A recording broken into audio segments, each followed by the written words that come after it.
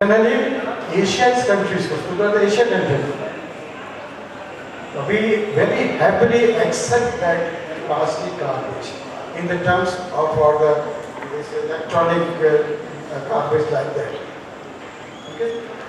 Then Malaysia receive this much of plastic, and India also receive the plastic in the million 1,51,900 units.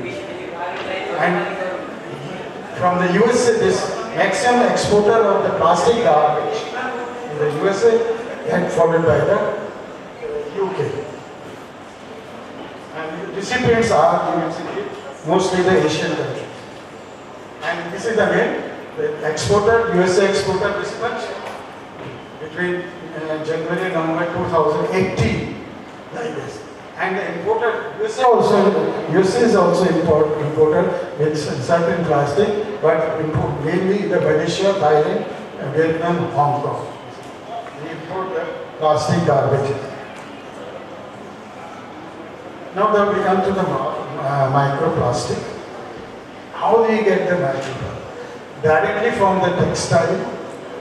Then what is small-size plastic pose significant ecological and health concern because of their environmental persistent, potential ecotoxicity, and their ability to act as a vector for chemical pollutants and the pathogens. As I told you, the smaller plastic pieces that are less than 5 mm in size are generally microplastic, and plastic less than 1 micrometer known as the nanoplastic. So how we get this plastic? From the textile, from the bottles, etc. It is break down in smaller pieces and fishing nets, etc.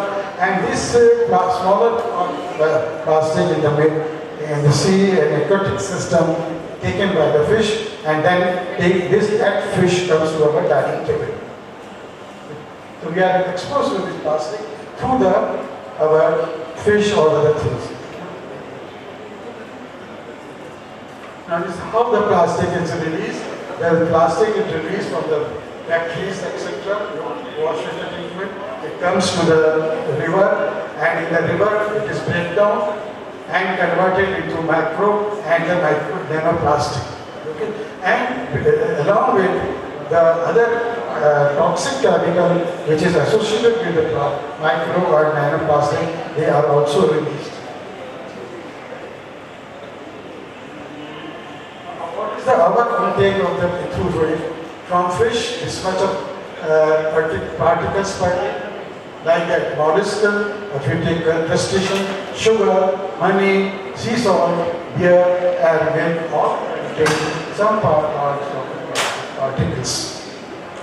These are the different type of the plastic, basically the food, and in the form of the foam, film, fiber, and the fragments.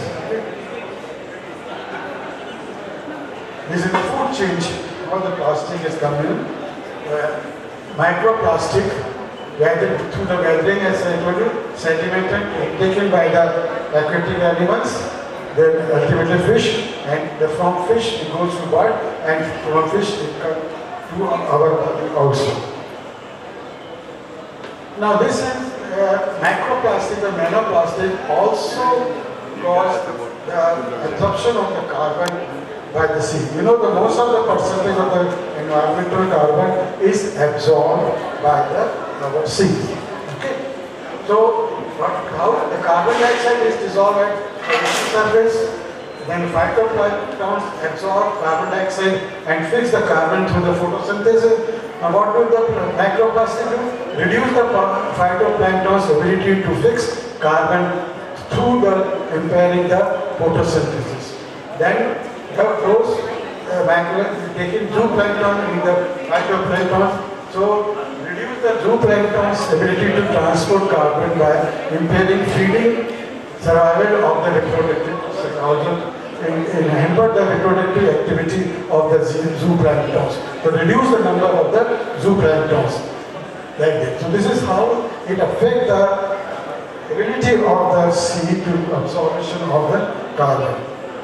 Now this is some of the pictures showing the marine pollution caused by the plastic. This is how In our body, the plastic found in the stomach are the amount of human in the body it is 0.34 pieces.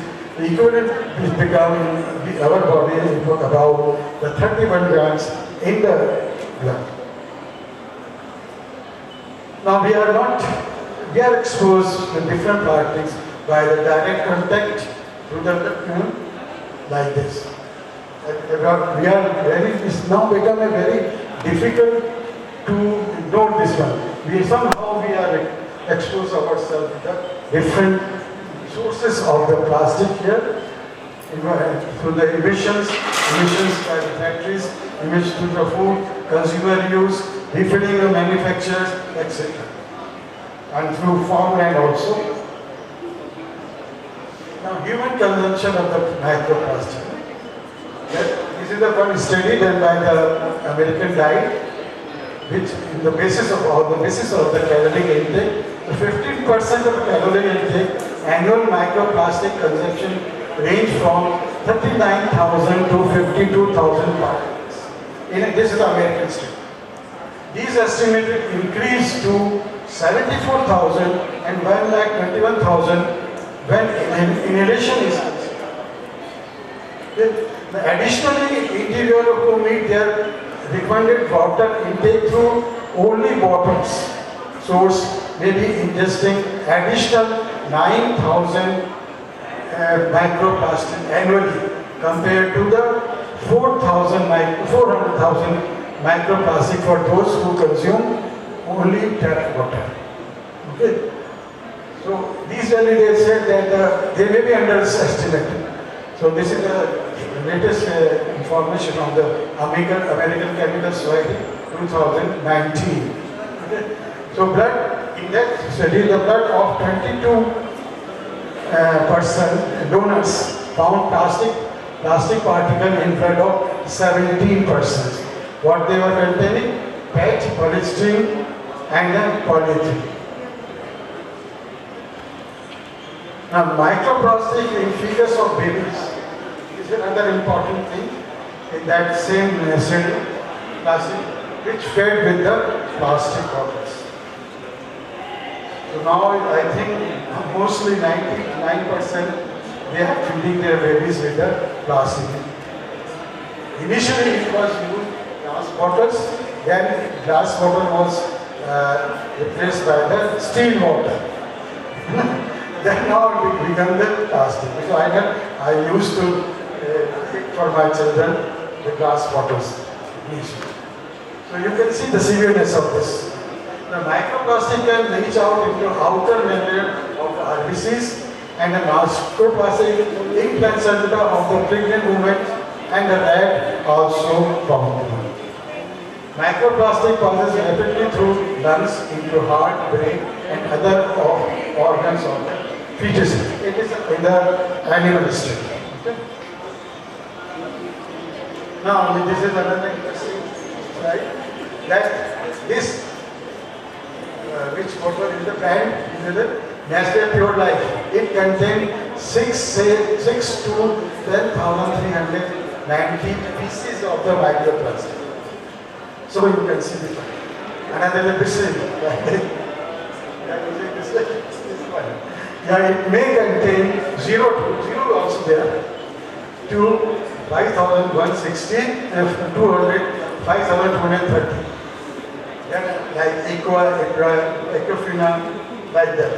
So it is a study, and only one bottle, same this one, it contains 0 to 74 pieces of the plastics. Now, how this affect on Earth? Now, these plastic found reach the human blood through the consumption of the contaminated food. Undigested microplastic would be largely excreted by our feces, but smaller nanoparticles, plastic, could potentially enter the circulation. This is the dangerous part. Now, ingested microplastic and nanoplastic would first encounter the intestinal epithelium. Actually, we are ingested there. Okay? Then from the intestinal bed, this unacceptably high concentration of the plastic or those carrying absorbed toxins would likely cause acute impairment of viability of inflammation of the gut lining. However, the effect of persistent presence of inefficiently cleared microplastic and nanoplastic in the gut is yet it is not known now. The mouse experiment had provided some clear illusion for the consequence of gut toxicity. In our lab, we are working here at this last point.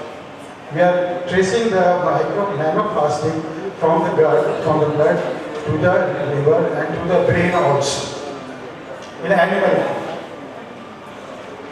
So that gut vascular barrier could be impaired and microplastic could enter the circulation where this could gain access to the liver by the portal way. And the long-term accumulation of this particle in liver tissue and chronic inflammation could lead to liver disease and metabolic problems. Furthermore, the presence of nanoparticles in brain tissue has been already demonstrated in the fish. We are doing this cover in the rodent model. We are tracing the microplastic to the brain of the rat. Okay. However, it remains to be shown if the nanoplastic, this plastic could be in fact be found in the brain and of the experimental mouse and human beings. So, as I told you, we are doing the experiment with the mice. Okay. For that matter, no cell or tissue accumulation pathology or metabolic impairment due to the metaplastic, these plastic has been clearly demonstrated in the human up to now. Okay. This is picture showing the pathway of the plastic. Now, mechanism of the plastic is that entry can be taken. Smaller antiparticle could be easily uptaken by plasma membrane via endocytosis in the cell. Then this could potentially permeabilize in the endosomal membrane. Then the endoparticle then released into the cytosol may potentially interact with the effect important organelles such as the mitochondria or the nucleus as well as the other cellular parts. And then therefore will be tracking to the transport carrier in the cell, and this will potentially inhibit the cell surface expression in the important signaling receptors. They are likely to perturb endosomal membrane traffic on which many important cellular processes are dependent. So these will eventually end up in the lysosomes, which would perturb the digestive function of these cellular organelles. Internalized and microplastic and nanoplastic may also stimulate the autophagy.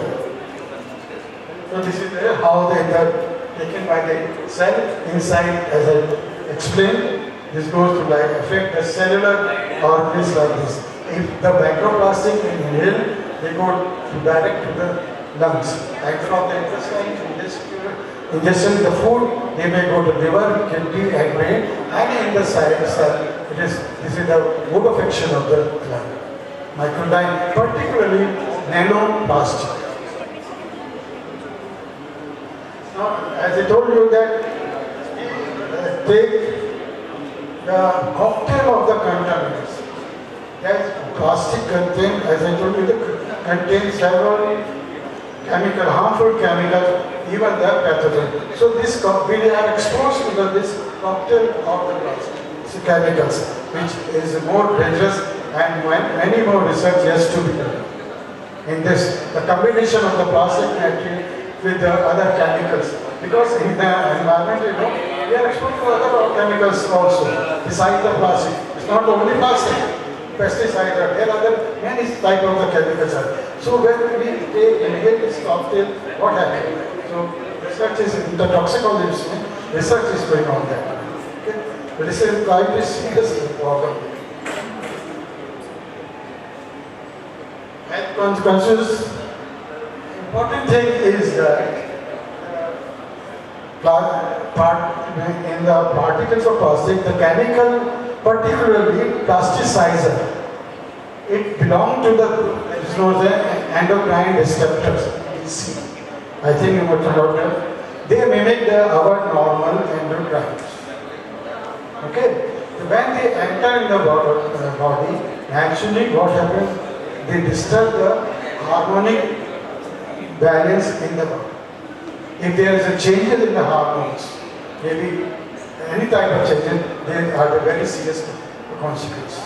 So, the hormone upset the body, finally balance endocrine system. And EDC are associated with EDC, the lot of research have done on EDC, which are associated with the breast cancer, infertility, premature puberty, and PCO, polycystic ovaries. Okay. This is very common nowadays. You must have heard that problem. And obesity and allergy and ultimately diabetes, ECDs. And these ECDs get easily through the nanoparticles. Because the plastic, it contains the plasticizers and other chemicals also. So this is how they affect our body. Now, this was our problem and what is the solutions? We should discuss some solution also, but it's very less now. The bacterium, this particular bacterium, Indonesia cellulosis, contains two enzymes that work together to break down the PET. This is recently it is found out 20 microbes are identified which can degrade PET being studied in the lab. This is a recent study published in the Nature in 2023. And many laboratories around the world, researchers are working to develop a new generation of plastic that is called bioplastic. And currently the two biggest categories of bioplastic, PHA and the PLSA are both bio-based, hence biodegraded. They are in the lab condition. Research is going on. And some researchers are trying to boost PHA production by using genetically modified bacteria for hydroscience from the from the crustacean chitin. So this is a very promising research going on, but it is in an initial stage only. What we can do to control the plastic pollution? What do you think? First of all, I will show you the first initial side. About say 40 to 43% of the problem can be solved, by the discarding the single-use plastic. That's fine. That's it. Somehow we try to not use. Like many things are there. We don't accept the bag or poly bags, etc. Now, the government is also, they have banned the use of the single plastic in 1st July 2022. एक साल हो गया है, आपको लगता है कि ban हुआ है? हमारे सामने अगर बैन हुआ होता तो ये बोतल से नहीं होती। आप बाजार में जाइए सब्जी खरीदने, कहीं पे जाइए, बहुत इजीली बिना सोचे समझे वो आपको पॉलीथीन में देंगे। तो क्या बात है? जब बैन है तो कैसे है बाजार में? This is the question. जब बैन कर रखा तो क्या है? Because government is not serious. The problem related to the environment, I'm sorry to say, problem related to the environment, it is not in their priorities of the politician and the government. Is it clear? Have you seen that any point in the manifesto of related to the environment, in the manifesto of any political party? Have you seen? अगर देखा तो मैं बता। हम आपको साफ हवा देंगे, साफ पानी देंगे, पॉल्यूशन फ्री एनवायरनमेंट देंगे, कहीं दिखाते हैं किसी दूसरे बात बता दो। I want to say that they are not in there, but there is our responsibility also. Government पर डिपेंड रही है, करने की करनी करें, लेकिन हाँ, we are also responsible. Similarly, while you are accepting the polythene bag, अगर आप सब लो देना बंद कर देंगे तो नेचुरली प्रोडक्शन अपने आप ही नहीं बंद हो जाएगा। आप कोई चीज़ को इस्तेमाल नहीं करेंगे तो क्यों प्रोड्यूस करेगा? सिंपल सी बात है। तो it is our duty also, और मेरे ख्याल से हमारी ड्यूटी ज़्यादा है गवर्नमेंट से और उससे। We should be aware. So this, I prepared this lecture just to awareness, to aware us how to about the plastic pollution. So in the last, to take a pledge, try to take a pledge. सुबह से शुरुआत करिए, say no to the single-use plastic. हो सकता है ये कर सकते हैं। बीच में मेरे को ध्यान है 2 साल 3 साल पहले राजस्थान में बैन हुआ था, थोड़ा स्ट्रिक्टनेस थी, तो लोगों ने अपने कपड़े के थैले ले जाना शुरू कर दिए थे। मैंने देखा लोग ले जाते थे, दुकानदार भी नहीं देते थे, उनको डर था कि फाइन था, फाइन काफ़ी लगता था और लगना भी चाहिए, तो डर था। लेकिन अब वो नहीं रहा। तो it is our responsibility also to tackle the problem, because this is a very, very serious problem. We should appreciate its seriousness. Our जो हमारी generation है next, उनके लिए बहुत मुश्किल है। So thank you so much for your patience listening. If you have any question, please. I think you have done the macro passing. Any comments? Question? This is not my research. As such, yes. I have one question in a lighter mode. He said, I selected this topic. I don't know this girl or these plastic bottles. I think both. Plastic as well as the human being. We discussed that in relation to our subjects. Or sir, any comment? Yes, sir.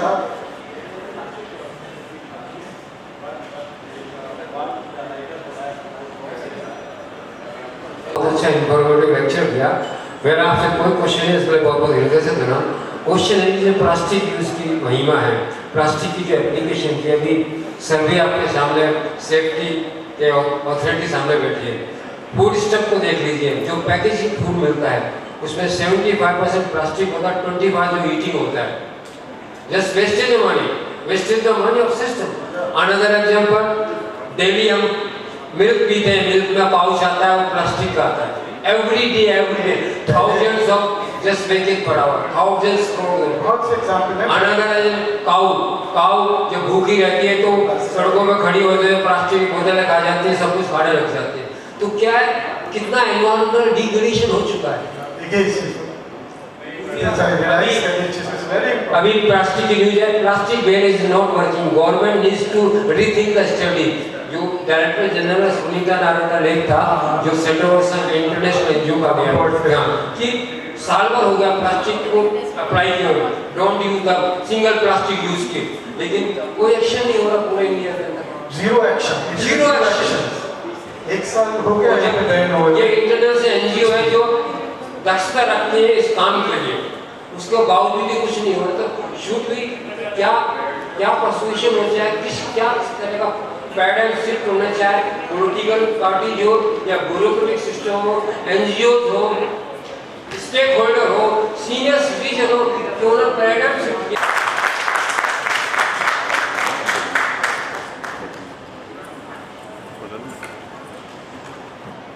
सबसे पहले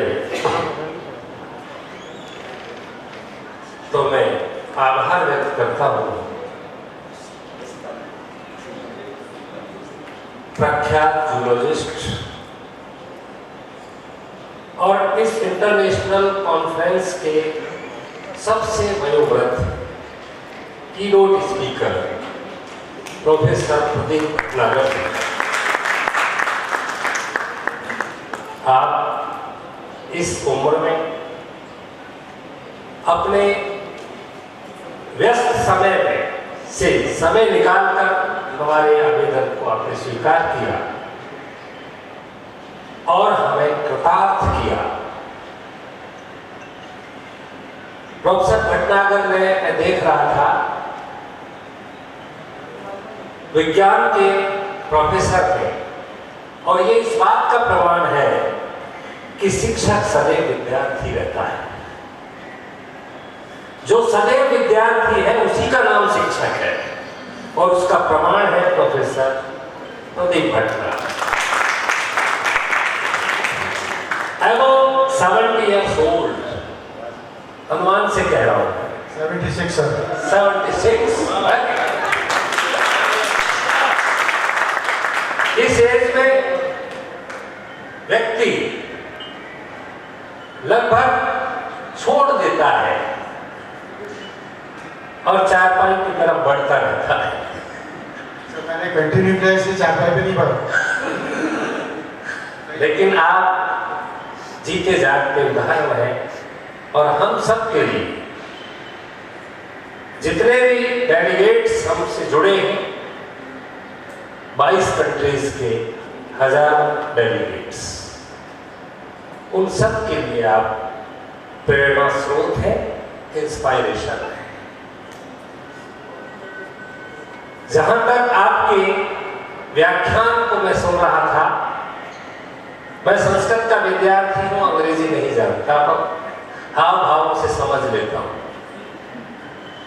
विविध प्रकार की plastic की व्याख्या आपने यहाँ की, माइक्रो, माइक्रो, नैनो। मैंने तो नैनो कार के बारे में तो सुना था, लेकिन आज मुझे पता लगा नैनो प्लास्टिक भी होती है।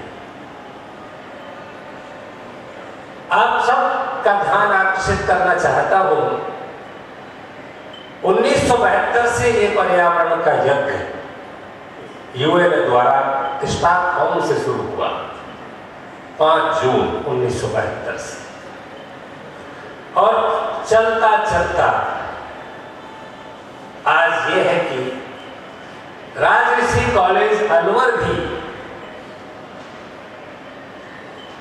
कायनात के प्रति जागरूक होने के कारण अपना धर्म अदा कर रहा है।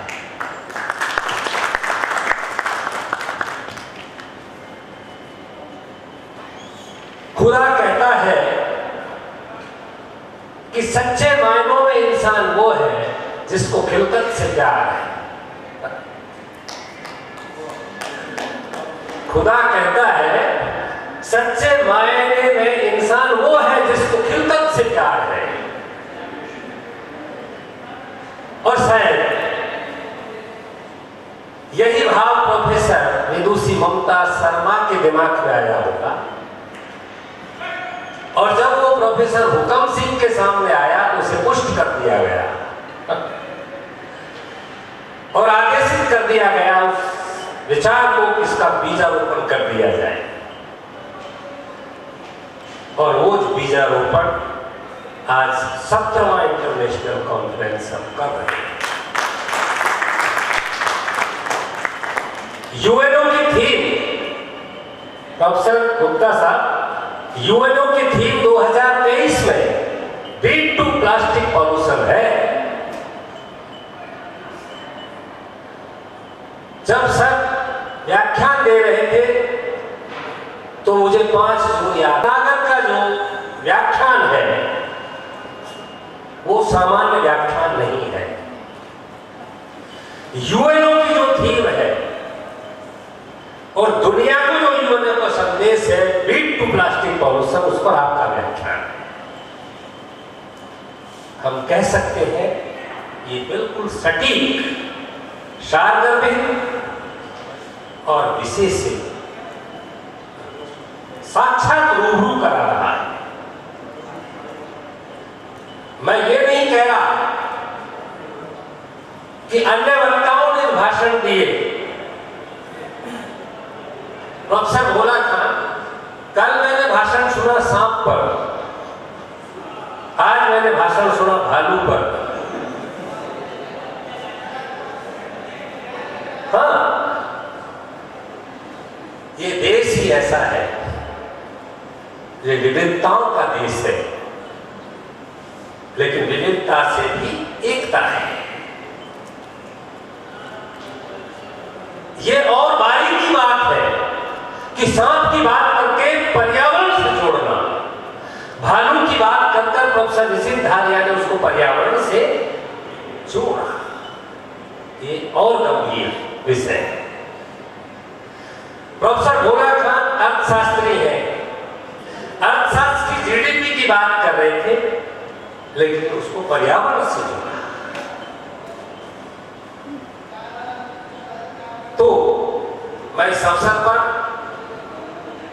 गुरुजी को प्रणाम करता हूँ, प्रोफेसर भट्टागर साहब को, पूरे महाविद्यालय परिवार की ओर से आपका आभार व्यक्त करता हूँ और आपकी उपस्थिति से हमारा मनोबल बढ़ा है। आपने यहाँ पधार कर हमारे संरक्षक के रूप में काम किया है। बहुत बहुत आपके प्रति आभार, धन्यवाद, जय Hind. Thank you so much, sir, for very, very kind words towards me. I don't know if I deserve or not. It's a very emotional moment for me to come here and speak when two of my mentors, the one who taught me toxicology and the other one who gave me chance to implement the toxicology. So I'm overwhelmed, emotional, and definitely very lucky person on this earth when I have two of my mentors together on the stage. आप दोनों का बहुत-बहुत धन्यवाद और आप दोनों को बहुत-बहुत चरण स्पर्श. Now we move to our next keynote speaker. Dr. Pragnesh Parmar, Head of the Department, Forensic Medicine and Toxicology, AIIMS Bibirani, Hyderabad, India. He is our next keynote speaker, and the person who will be chairing the session is Dr. Gajendra Singh, Professor and Commissioner of College Education, Jaipur, Rajasthan. Sir, आपका स्वागत, अभिनंदन, आप दोनों का बहुत-बहुत स्वागत. आप stage पे आ रहे हैं, let's start with the session.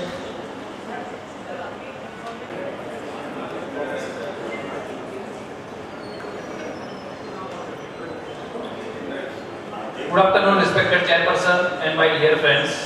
First of all, I want to thank Raj Rishi Government Autonomous College, Professor Dr. Hukum Singh sir and Dr. Mamta Sharma madam for giving this opportunity to present this topic here, as well as all the audience who are here to listen me on this topic. So, topic of my presentation is guidelines for green and climate resilient healthcare facilities. So this guideline is recently given in February 2023 by National Program for Climate Change and Human Health. It is a program run by Ministry of Health and Family Welfare, as well as the National Health Mission (NHM) and National Center for Disease Control. These three bodies together framed this guideline in February 2023. And many of the people or healthcare facilities are not yet aware. So it is a recent guideline. So I thought I will present this guideline in front of you, and I will take your opinions, either it is fruitful or not, either it will become successful or not. If yes, then how we can proceed further. If no, then what are the hindering factors and how we can overcome them. So myself, Dr. Pragnesh Parmar, I am Head of the Department in Forensic Medicine and Toxicology at All India Institute of Medical Sciences, Hyderabad in Telangana. So our institute is situated in the outskirts of Hyderabad region, and it is the Institute of National Importance under Ministry of Health and Family Welfare, and as the theme is of environmental conservation, so I thought this topic is related, health as well as the environmental conservation. As we can see, it is a green and climate resilient healthcare facility. So in this my presentation, I will just touch upon what guidelines is. They have given certain key indicators, key principles, how the primary health center, sub-center, district hospitals, sub-district hospitals, community health centers, how they can make their building, energy conservation, water conservation, and various indicators they have given. So we will just touch upon it. So if we see, the main thing is the National Program on Climate Change and Human Health. It is the flagship program under Ministry of Health and Family Welfare to strengthen the health system to respond to climate change in the country. As you know, due to climate change, various health issues also going on, and to encounter it, health department is also coming forward. And we can say either it is late or early, we don't know, but better late than never. In 2023, they framed this guideline. So goal of the program is to reduce the morbidity, mortality, injuries, and health vulnerability to climate variability, whatever the climate variation is there, and extreme weather events. So the action being taken under the program include the increasing general awareness, building capacity of healthcare workers, as well as the strengthening the health system, structurally as well as the functionally. So how the health setup should be there, how many rooms, what are the light source in that, how much kilowatt light, everything they have given the guideline in detail. So key component in this guideline are energy audit. Till now we hear the financial audit, administrative audit in the government institute, but now they started one new term, that is the energy audit. Installation of LED lighting instead of our conventional old lights. They are propagating the installation of solar panels as well as the water conservation measures by rainwater harvesting system in each and every setup.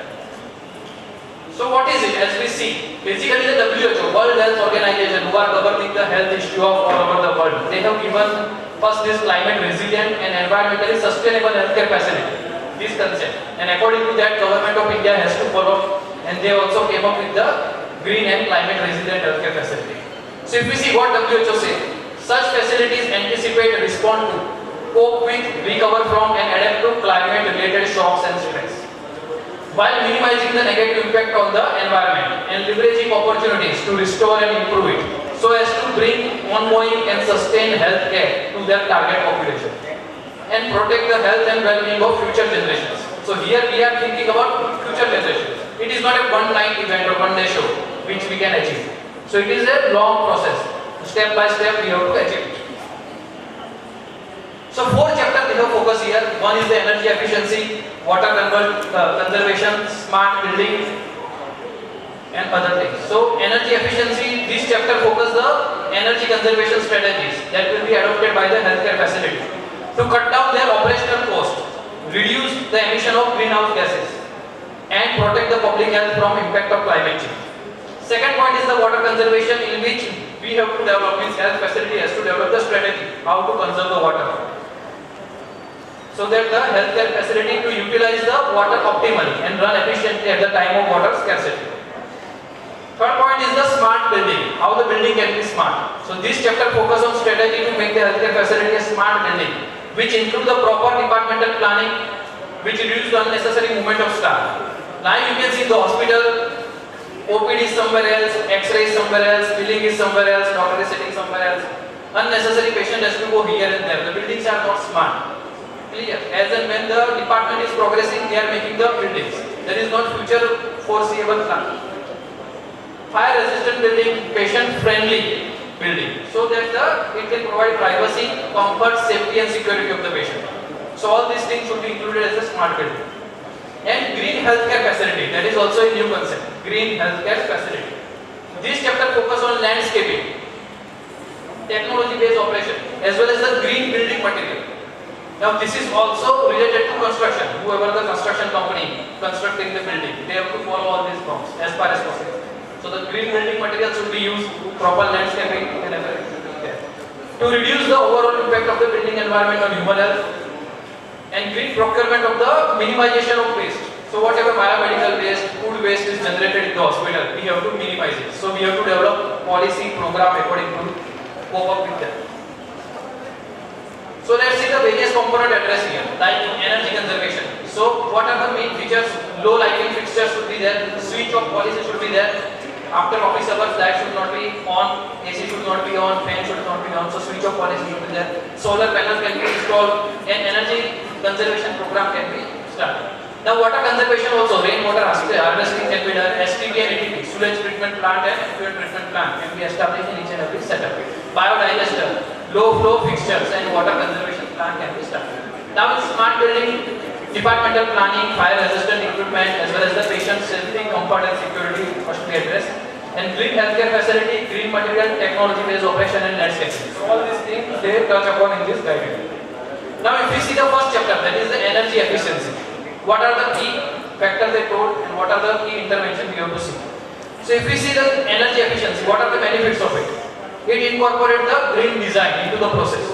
Cut down the operational cost, reduce environmental hazard and increase the healthcare facility productivity. Now here is the important thing, what hospital has to do, what are the key guiding principles in this domain, energy efficiency. So every healthcare facility shall have a key process of energy saving. So we have to develop according to our need. They must use and purchase the energy efficient equipment and device. Whatever the AC you are purchasing and equipment you are purchasing, it must be minimum 3 star. Develop a plan for the use of alternative source of energy. So develop a plan for energy audit to assess the level of energy consumption, depending upon the bed occupancy. If your hospital is 50-bed hospital or 100-bed hospital, depending upon how much energy you can consume. So how much solar panel is required, how many lights is required, everything you have to plan accordingly. Plan to train the staff for energy saving technique, because finally we are the person who are utilizing it. So everyone must be aware, either the doctor, nurse, ward boy or the patient who is coming to the primary health center or community health center. They can also see. Now one example is they started one solar operated water cooler in the community health center in Chhattisgarh. Here you can see in the picture. So this is the one example. Now what are the advantages of energy audit? They will give the detailed information about the different energy users. Specify the energy efficiency opportunity as well as the energy savings for end users. So these are the things they want to cover in the energy audit. Now what are the key interventions? This is very important in each and every step. What we can do? We can place a suitable sticker above the light switch and put poster in the staff and patient areas to make them aware of energy savings. Nursing supervisors should monitor all the department during the rounds at the end of the day. Either the switch offs are there or not. Labeling the light switches should be done. Replace all the old bulbs with the LED lights at the facility. Occupancy sensor in the office area, toilet, storeroom, washroom. Right now it is not there, occupancy area in the hospital setup. And of course, this occupancy sensor not required in the ward because in ward movement will be continued, patients are there. So only offices and other area occupancy sensor can be established. Use of mesh work on window of rooms, wards, waiting rooms for natural ventilation of air. Energy audit should be done periodically. Use 3-star and above AC and other refrigerator and other products. So they will consume less electricity. Installation of solar panel for optimum utilization of renewable source of energy. Load bearing capacity of solar panel can be decided as per the bed occupancy per day. Training should be given to the staff for energy conservation. Installation of sub-meter in the facility premises to understand the energy usage pattern. And consider the BEE, that is the Board of Energy Efficiency Table or ISI mark energy efficient equipments and appliances in the hospital. So just now this policy has been floated. So we will see in future how the other government setup will work on it. Now second point is the water conservation. So for that they have given the key guiding principles like one should develop a plan for conservation of water in the primary health center or CSC. Have a plan for waste water management. Whatever water is being wasted, how you will save it or reuse it. Have a water management program for the conservation of water and have a plan to train the staff for water saving techniques. For that also they suggested 3 things. One is the reduce the loss of water. So how we can reduce the loss? By fixing the leaky faucet and leaky pipes and everything. These are the general knowledge, basic things. Common man also do. Then reducing the use by installing the ultra low flush toilets. Installing the sensor operated faucets or waterless urinals. Now we can see in airports, we can see the waterless urinals, many, but not everywhere. Like in healthcare facilities, not there. Reusing the water. Treat the water so that it can be reused for gardening, toilet, flushing, and treated water can also be used for cleaning. So all these things should be started in healthcare setup also. So what key interventions they are suggesting for this water policy? Availability of low flow plumbing fixtures like taps. For we can restrict the flow also, dual flush toilet, showers, in hand washing area, washroom, etc. They are recommending. Sensor operated urinals in the washroom. Availability of waterless urinals in the water deficient area or heating area. Regular monitoring of the plumbing fixtures to identify the leakage. Availability of rainwater harvesting system to conserve the water. Availability of STPL, ATP, that is the sewage treatment plant to recycle the water as well as the effluent treatment plant to treat the sewage. Combined capacity of the sewage treatment plant and effluent treatment plant to recycle the water. So depending upon your need and use, you have to develop that plan.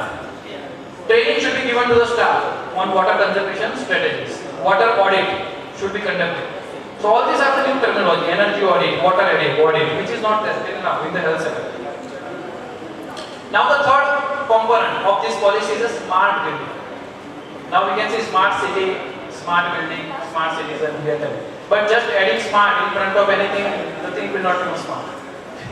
So here also they have given the key guiding principles like all the healthcare facilities shall consider the patient safety and comfort during the time of construction. So whenever construction is going on, you have to consider this factor.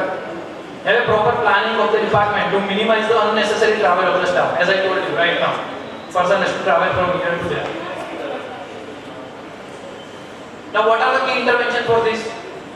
Ensure the availability of disabled friendly toilet facility. Now you see in hospital it is not there because many buildings are already constructed. Now it is not feasible for government to demolition again and do something. But whatever new project will come, in this they can look after this all this issue. Ensure the availability of separate male and female toilets, which is there right now.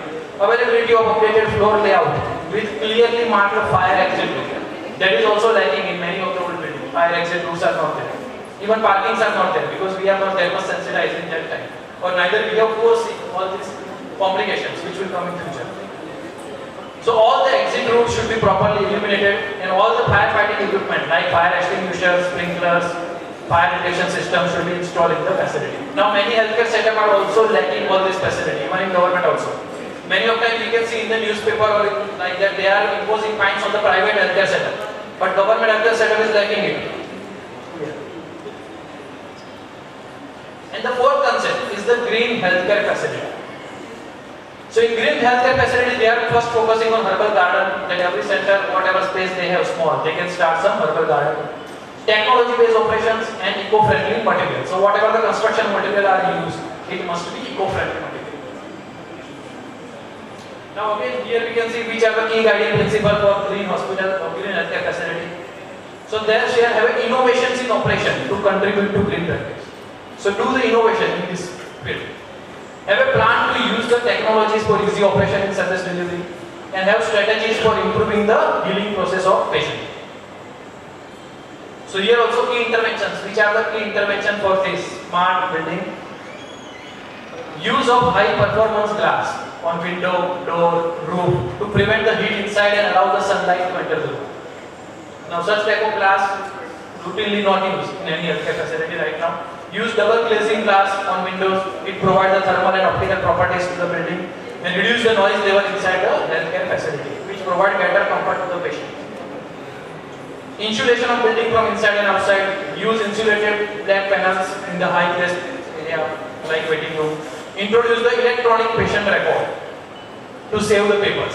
Now big hospitals, you can say, or medical colleges, they are doing this electronic patient record, but not in all. Only few have started. Still the doctors are using papers for indoor file, outdoor file, and it's circulated. So this is also we have to achieve. It is a big goal that entire patient data should be in the electronic format. Plus we have to maintain the security and privacy. That is also another issue whenever you are going digitally. Availability of 10 to 30% area of herbal garden in the facility. Then one more area they address is the waste management. Now in waste management, which are the key guiding principles? So healthcare facility shall have a plan for the management of waste. Have a waste reduction program, audit to ensure the minimization of waste, strategy for the food waste reduction. Now we know in indoor hospitals they are providing food and many times it becomes waste. So what is the food waste reduction strategy? Provision for recycling of food waste, as well as the training program for the stakeholders to aware them of the waste management technique. Here also they have given various key interventions how they can facilitate it or what the healthcare facility should do. So set up a waste management committee. So they will plan, monitor, budget and train the waste management committee. Waste audit should be done. Implementation of waste minimization program, which stops the generation of waste.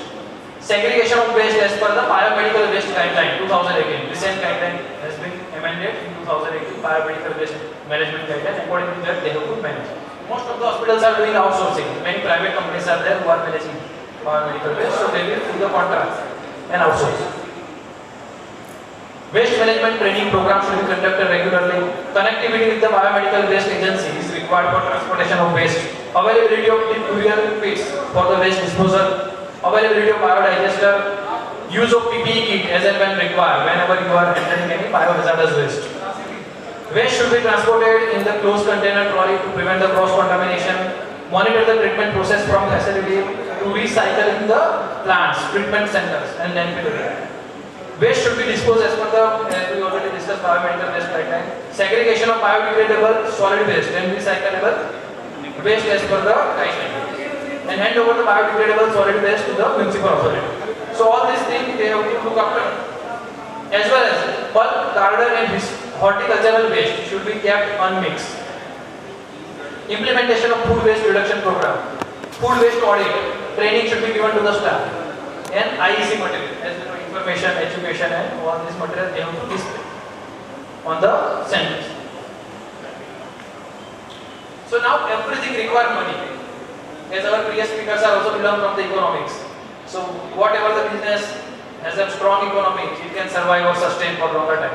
Now healthcare is, we know the India's health budget is very less compared to other Western countries. So what they are thinking on this? So first step is the planning. Planning includes the need identification, responsibility matrix and detailed roadmap process. Then second step is the gap assessment. Based on the clean and green checklist gaps, you have to identify what are the gaps in your setup. Then the recommendation, develop the facility improvement plan. You have to propose a plan. Then fourth stage is the cost estimation. Development of facility-wise costed plan, how much it cost. Then prioritization, because in India we know that everything we cannot implement over the India all that stuff. So priority, you have to prioritize which thing is required first. And last one is the resource allocation. So in this guideline they have given the roadmap why this we have to process. This is the same thing, that indicator they have given, so I will not go into detail again. Now the funds. So how much funds they are allocating to the hospitals. So if we see the sub-center, small sub-center is there, they are just allocating 20,000 rupees per year. And that is also not directly, they have to obtain from the RPS grant, that is a Rogi Kalyan Samiti grant, or from the annual maintenance grant. 20,000 per year you have to go for this, in which you can do smart building, energy conservation, water conservation, LED bulb, solar panel, whatever you can do. You can do as per your need assessment. Then comes the primary health center, which is little bigger than sub-center. 1,75,000 per year. Then community health center 5 lakhs per year, sub-district hospital 5 lakhs per year, and district healthcare facility 10 lakhs per year. So in that budget you can start this program. So this is the guideline. So I want to know from, instead of taking question, I want to ask you the questions.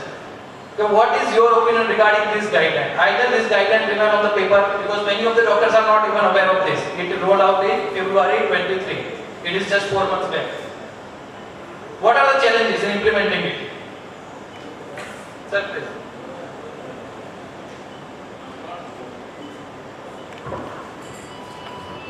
Also belong to the family of health and family welfare. So even I don't know that if there is a such type of scheme, because we are being a regulator, we have a lot of schemes to give support to the state labs. Like in all India around, if you take the example of that, how the government is putting money, how much, you can't believe it. Now, target is very big. Like that, now, just in the 30th June, we given 139 crores. In March 35, because being a laboratory person, I have to release that money. In 31st March, we released 129 crores. In last 5 years, 900 crore rupees is put it to the given to the state, not by center, for the state lab to just do the food testing. So government is taking so many initiatives, and the recent example of green is the parliament. If you take the recent example, then the new parliament is based on that is green technology. And green belt highways are, everybody knows actually they are coming. So government is putting lot of things, like he said that the 4 months is okay. Like in the same case, lot of schemes are there, but people are not aware of it. And another thing is that once you will install the things, who will maintain all this? This is the big challenge. In everywhere we are giving the money, lab is started, but who will run after that? So setup is one part, running is always a big challenge. No, this is on the basis of their setup actually started. So I am saying that who will actually, biggest problem is that if you take the example of the state, when we are releasing any amount of money, that is going to the secretariat. From secretariat to the lab is always, because lab don't have DTO power. So far, they are saying if 5 months we utilize more than 5,000, we are dependent on somebody. And you know that if on secretariat, you have to release their fund from there is a big challenge. So, again, lot of schemes are there, government is helping lot of that, but during the schemes and up to the last, there is a big challenge, and after that, once you give the money, then what will happen the next year? Something is fixed, then what about next year? Then who will maintain all this? Because the maintenance cost is always very high. So this is biggest challenge, because if you go to anywhere, if I am just entering this toilet, Just take the example. If you are going to the airport, there is a sensor part there. In so many houses, now people start putting sensor over there. If when you enter it, you will light it. But here you can see that in the toilet, nobody knows that we have to press to flushing the urine also. So again, putting the sensor is good, but when you are putting the sensor, big challenge is that because the TDS is very high. So every shower, every tap is choked because of lot of dust particle is coming there, their salt is very high, there everything is choked. And then after some time they will not. So the regular maintenance is the big challenge. Rest is because you came from such a big institute, so I will not say anything about that. And good thing is that at least you have selected a topic which is not relevant to this, but this is very important for the country. This is most important.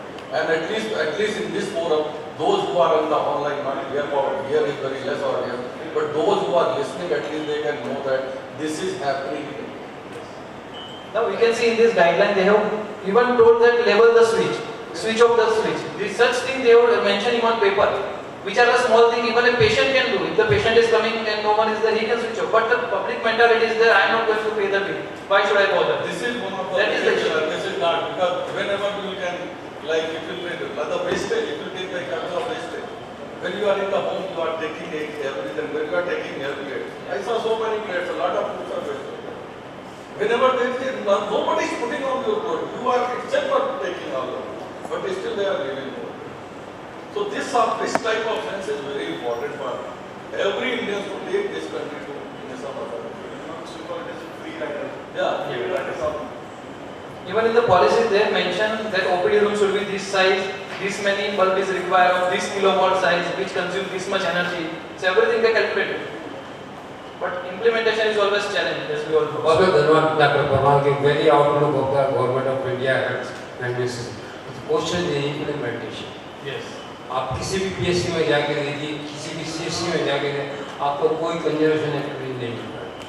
हम building ही बना रहे हैं. Building पानी का production नहीं कर सकती, building oxygen का प्रोडक्शन नहीं कर सकती, बिल्डिंग खाने को पैदा नहीं कर सकती, बिल्डिंग इलेक्ट्रिसिटी जनरेट नहीं कर सकती, बिल्डिंग बिल्ट एनवायरनमेंट जनरेट नहीं कर सकती. क्वेश्चन है कि जो जिस तरह का क्लाइमेट चेंज हो रहा है उसमें क्या पैराडाइम शिफ्ट हो, हमें सोचना पड़ेगा. सिटीजन को, ब्यूरोक्रेट्स को, मीडिया को, चाहे इलेक्ट्रॉनिक हो या प्रिंट मीडिया हो, वेब मीडिया हो, इंटरमीडिया हो, कम्युनिकेशन, कहीं ना कहीं अपने आप को आगे आना पड़ेगा. चाहे कंट्रीज की बात आ लो, चाहे आपका जो मेडिकल फील्ड से आते हैं उन्होंने जो अपना प्रेजेंटेशन दिया और जो हेल्थ केयर फील्ड में जो गाइडलाइंस की बात नीचे किया वो काफ़ी प्रभावी है. और जो मेन पॉइंट्स जो दिए उन्होंने जो बिल्डिंग्स हेल्थ केयर फील्ड में एनर्जी एफिशिएंट बिल्डिंग्स हो, वाटर कंजर्वेशन हो,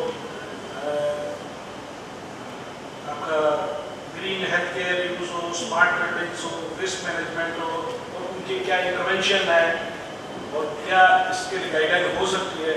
मैं इसमें एक और ऐड करना चाहूँगा. जैसे आजकल ग्रीन बिल्डिंग्स की रेटिंग हो रही है ना, इसी तरह ये हॉस्पिटल फील्ड में भी जो हॉस्पिटल्स हैं, चाहे पीएचसी लेवल से लेकर टॉप लेवल तक, कॉर्पोरेट हॉस्पिटल्स तक, उनकी रेटिंग हो जाए इससे, है ना. तो उन रेटिंग जो अच्छी रेटिंग वाले हॉस्पिटल्स जो हैं उनकी गवर्नमेंट की टैक्सेशन पॉलिसी वगैरह में, टैक्स वगैरह में रिलीफ मिले उनको, तो ज़्यादा प्रमोट होंगे हॉस्पिटल्स इन चीज़ों को प्रैक्टिस में लाने के. Actually, sir, government का scheme है National Quality Assurance Standard. According to that, they have certain indicator and checklist. So central government and state government team will go and check that parameters. Quality council of India का Yeah, Quality Council of India का है. But then also many of the time they will make on paper register and everything. But how much they actually follow? It is always. Thank you sir. Professor Hukum Singh ji और madam Mamta Sharma और इनकी पूरी organising team को बधाई देना चाहूँगा कि इन्होंने इस करंट जो थीम जो इस कॉन्फ्रेंस का जो सेलेक्ट किया है और जो पार्टिसिपेशन, वाइड पार्टिसिपेशन, हालांकि कॉलेज में सेशन ओपन ही हुआ है और इतने ओपनिंग सेशन में इन्होंने जो इस तरह से इस कॉन्फ्रेंस का आयोजन किया है, इन सभी को मैं बहुत बहुत बधाई देता हूँ. साथ ही आपने सर हमें याद किया, इसके लिए बहुत बहुत धन्यवाद. Thank you everyone. Thank you, keynote speaker and the chairperson, for such a lovely session. Yes, Dr. Parma, we need government to come up with such schemes, and of course judiciary also get involved, because sometimes it's very important to implement some discipline in everything. So thank you so much for telling us about this. Your presence is an asset to us. So in the series of honoring our guest, I would like to call upon Dr. Bhola Khan. Dr. Parma stage पे आ जाए, Dr. Gajendra जी आप भी आ जाए stage पे, and Dr. Bhola Khan please join us. So it's time to felicitate Dr. Gajendra Singh ji that he is with us. Sir, आइए please.